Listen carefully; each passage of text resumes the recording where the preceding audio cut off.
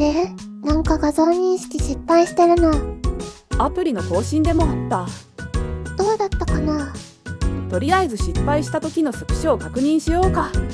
そういえば画像認識の失敗って結構問い合わせあるよね。ああ、基本的にはアプリの更新とかで表示される画像が変わったなんだけど、ちょいちょいスクショ撮影に失敗するが混ざるからややこしいんだよね。だからあんなに回答が長いんだ。硬い文章だと分かりづらいし、動画も作っておこうと思って。想定していたタイミングで撮影された画面かどうかと言われてもね。まあそんなわけでざっと解決法を見ていきます。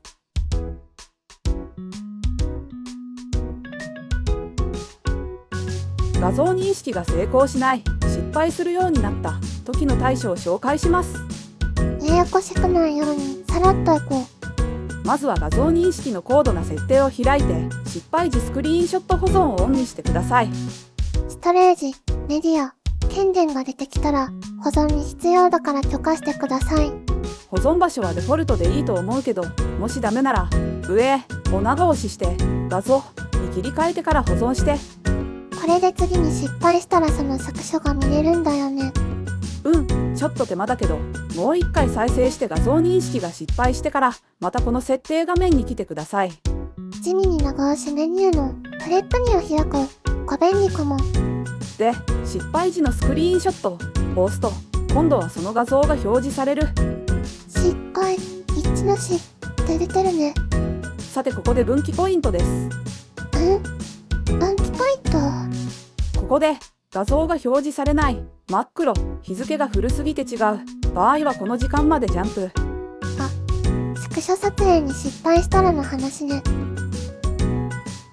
無事に失敗時のスクリーンショットが出てきたら、なんで失敗したかを見ていこう。私は悪くないよ。まずはいるまでもないけど、パッと見てこの画面じゃないなら画像認識のタイミングが違ってる。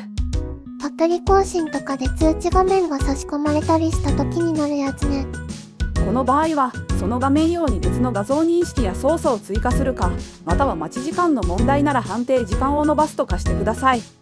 失敗は画像認識の判定の問題じゃなかったって話ね。で、次にこの画面だけどなぜか失敗してる場合は画像認識の設定を調整してみよう。と言われてもどこが違うか結構わかりにく。何その表示？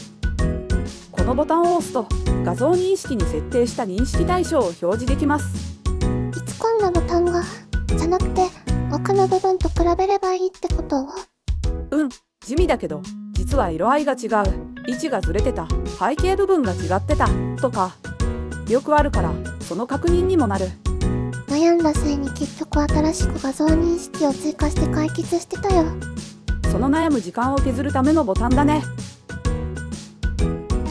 で、色合いが違うならリトライを押して色の類似度の指定値を下げてみるとか、位置がずれてたならリトライから検索類似度を指定してみるとか、背景部分が違ってたなら一旦戻って画像を編集でメニューからマスク編集して背景部分を判定から除くとか。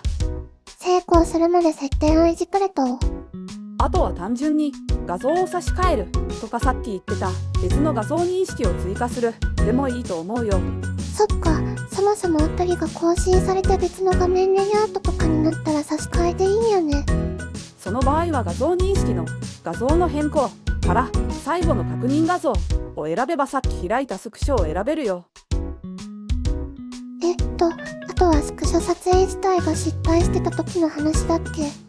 レアケースと言い切れないくらいには報告があるので対処法を紹介します。ややこしいのはなしで。まず簡易モード、スクリーン API の場合はこれらの設定を試してください。これだけ？あとは Android のバージョン9以前によっては冒頭の撮影に失敗することがあるかな。気になるようなら冒頭に待機をつけるか、新判定直前の待機を長めに設定してみてください。で、精密モードの場合はこちら。精密モードでも簡易モードと同じスクリーン API が使えるんだ。